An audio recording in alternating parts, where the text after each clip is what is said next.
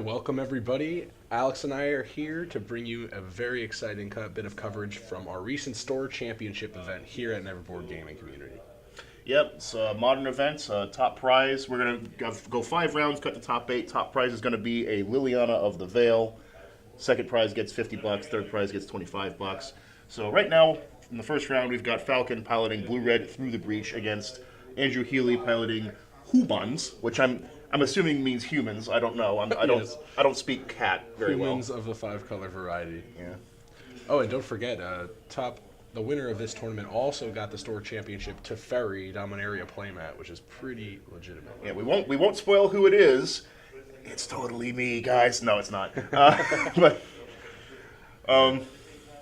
we will soon find out after several rounds of action here. So, as a human player, how do you feel about this matchup through the breach? I know combo decks are maybe a little tough, not enough interaction on the human end.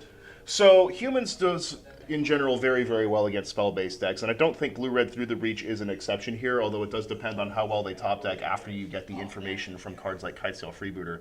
You do want to Meddling Mage the through the breach if you already have their removal under control. Otherwise, so Bolt's a pretty good call at certain times. Yeah, Bolt is the first thing I would call in a vacuum, but if I don't fear Bolt, I'll just call through the breach with the Meddling Mage. There it is. But it's going to get spell snared here, unfortunately, for Heeley. But that's basically the way to avoid just randomly losing to a top deck. Dang, any Bolt's the champion in the parish at the end step there. It's really putting a little slowdown into the way of humans here.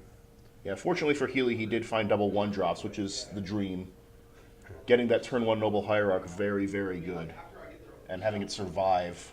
Yeah, it allows you to drop the turn 2 Mantis Rider. Pretty amazing. Well, he didn't go there. He went with the Meddling Mage, which I think is correct. The champion into Meddling Mage, I should say. Horizon Canopy. He's got a Folly Lieutenant in his hand, but he's got to get some board presence before he thinks about dropping it. This is the game where it's pretty safe to overload here on that Thalia's Lieutenant and go wide, because there's not going to be an Anchor of the Gods in Falcon's main board, I believe. He doesn't have any board wipes main.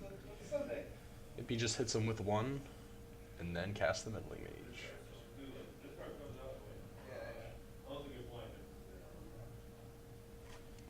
Thinking about it, doesn't look like there's a response this time. Yeah, he's still thinking, though.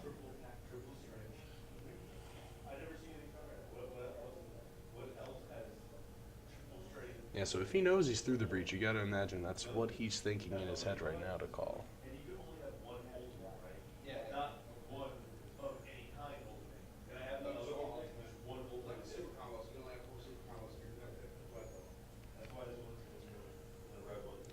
Yeah, we had our table judge here. In part of the tournament, he was putting out little pieces of paper to determine what the calls were, but it doesn't look like we're getting so lucky this time. Yeah, we're going to assume he called through the breach, but we can't be entirely certain of that at the moment. It's either Lightning Breach or Lightning Breach. It's either Lightning Bolt or through the breach. Lightning Breach, you know, let's call both at the same time. Why not? Let's just cheat that way. Something Brian Kibler would do. And another Steam Vents. Falcon just finding full house here, or 3 of a kind, I should say. Would be full house if he's got another. Okay, here we go. Now we've got a nice piece of paper. Yeah, not very legible, though. Yeah, well, that plan didn't work, guys. I'm so sorry. I think it's through the breach. It looks like through the breach. Electrolyte's going to take care of both of these Noble Hierarchs, though. Nice. Surprised there not to see him go for the Mage.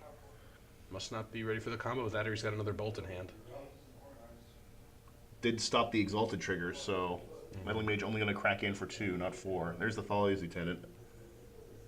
And then... No, he's going to opt not to cast another card. To bluff his Vial?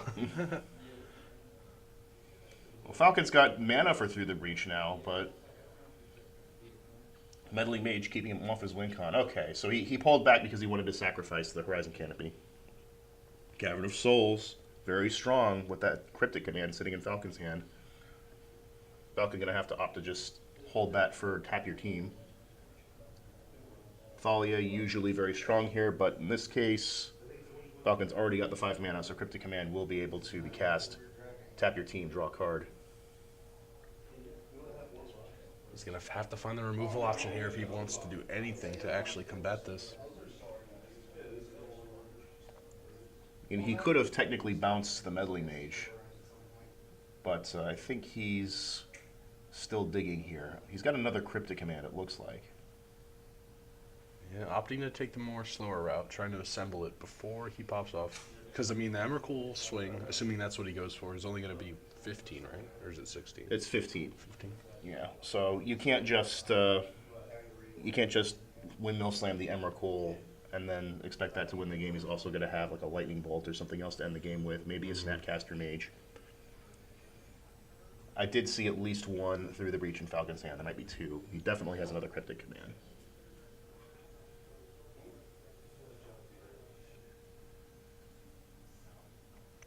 He's very helpfully shuffling all the cards in his hand.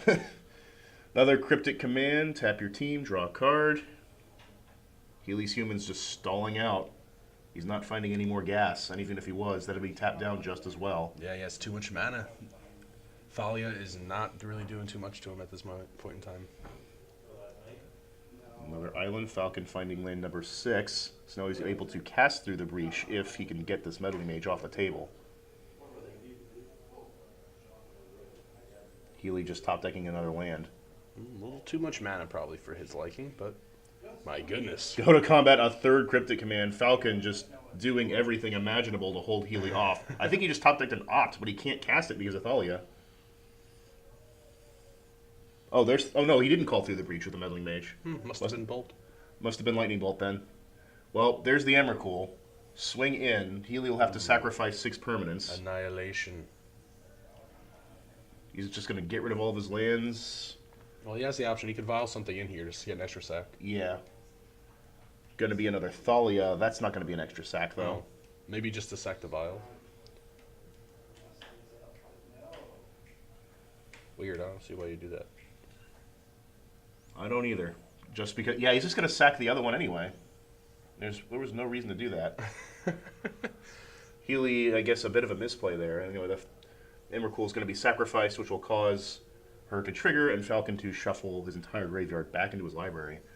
Heeley finally going to get a cryptics. Yeah. Heeley finally going to get a free swing on. Yeah, I think he must have called Lightning Bolt here. I think we misread the paper. Falcon he had the through the breach already. He just needed to find Emrakul. This is game 1, so Heeley might not have known, but could have thought he was facing off against Delver or something, right? I'm not sure. No, Through the Breach is more of a hard control deck, whereas Delver is more of a tempo deck. Okay. It doesn't play nearly this many lands. And we've got an Opt. Finds Lightning Bolt. That's the dagger. Falcon takes game 1. Ooh. And the other Aether Vial, the last card in Heeley's off the top deck. Definitely not something you want to find late game, but here we go. Moving on to game 2. Going to see what sideboard options the players bring in. I can imagine on the human side, if he's not already maxed out on his Kitesail freebooters, he's going to be digging for an extra copy of that. So he didn't call Lightning Bolt with a Meddling Mage either. What did he name? It must have been like some kind of red board wipe, right? Just in case he happened to have Anger of the Gods? I guess that could have been it. If only the camera could pick up on these papers. Truly. We got to start taking our own notes. Needed the Sharpie. Needed the Sharpie. Needed the black Sharpie, to be specific. I'm not going to be able to read the silver one. Yeah, I guess not. One of the tricky things about doing these commentaries in post-production, but we can normally figure it out. Yeah. There's going to be several matches with me on stream, spoiler alert, so I will know what I called. You got that recollection. Yes. I don't exactly have eidetic memory when it comes to my Magic games, but when they're good, I know they're good, and Heeley just, not even hiding the fact that he's dumping his Reflector Mages back in the box, which is what you should be doing. Yeah, that's not going to give you too much pause. I mean, in the rare exception of Aether Vial, does it have protection from that effect? No, Emrakul does not have protection from Reflector Mages effect. Instance, right? No. Well, the new one is. The old one has protection from colored spells. Oh, okay, that makes sense. Which is why effects like, Caracas is a colorless permanent anyway, so that's not really a good example, but like Oblivion Ring. Well, I mean, I guess Vial into Reflector Mage can kind of save you on a Through the Breach play, but that's not that common to really have that much. That's not really the thing you want to do to prevent the Through the Breach play. Really, you just want to kill them as fast as possible, disrupt their spells, like just keep attacking their spells, again, with the Meddling Mage, with the Kitesail Freebooter, with, to some extent, Thalia. We didn't see Thalia accomplish that much in this game, But that's only because Falcon already had the 5 land necessary to cast Cryptic Command multiple times. Truly. Yeah, he would have been in big trouble if he didn't have all 3 of those cryptics. There was a lot of damage on board. Oh, yeah. He ended the game at 6, so if he didn't find the win on that very next draw, he was going to die to the humans that were already on Heeley's table. Oh, Emrakul. You eldritch beauty. She's a beast. Usually ends games. The moon is a harsh mistress. We will see. We will see if and when she becomes freed from Innistrion's moon at some point in the future. I'm sure, because if you know the lore, you know she placed herself there. Basically, the whole thing about Tameo. Okay, Tameo's body was just used. Her mind was controlled or something. I don't know. Yeah, it's a The super. eldritch tentacles got into her brain. It's a super weird and contentious part of the lore. Like, a lot of players hate it. And I kind of hate it, too. I think that was just a really not well thought out cop-out, to be honest. Contrived. Yeah, a little contrived, just to give people the feeling that, you know, if Emrakul comes back, Emrakul is going to be a genuine threat. That makes sense. A little looming doom never hurt. Hey, that's the theme of Innistrad, right? Is good old classic horror. All right, let's see. I believe Heeley's going to be off to the races with the Noble Hierarch on turn 1. Can't really ask for much more than that. Once again, that turn 1 Hierarch going to allow him to start dumping his hand. He's got the Meddling Mage already and a Mantis Rider, so he's got options for turn 2. So in your opinion, if you have a Hierarch and Vial in hand turn 1, do you drop the Vial first? I Vial first. I Vial first every single time because Yeah, there's not a lot of creatures in the deck that cost 1 mana. So being able to stick that thing out there and start getting counters on it as quickly as possible, and also be able to get the Noble Hierarch out a little bit late, but still better late than never, and you've got a lot of good 2-drops in the deck anyway. Makes sense. Now, if your game plan is specifically to get the turn 2 Mantis Rider out, if for some reason you have to race them, then I would say, okay, forget the Vial, just shove out the Noble Hierarch and play the Vial late. But usually that's not going to happen. Usually you're okay with just playing the Vial first, getting the counter on it, getting the Noble Hierarch that way, and playing a normal 2-drop in turn 2. Yeah, Falcon dumped both cards to the bottom of his library with the Serum Visions, and now Heeley's following up with a Meddling Mage again. Yet again, we're going to have to take a little bit of a guess here. I'm guessing he's going to call Lightning Bolt this early in the game. Either Lightning Bolt or Anger of the Gods. Now that it's post-board, Anger of the Gods is actually a threat.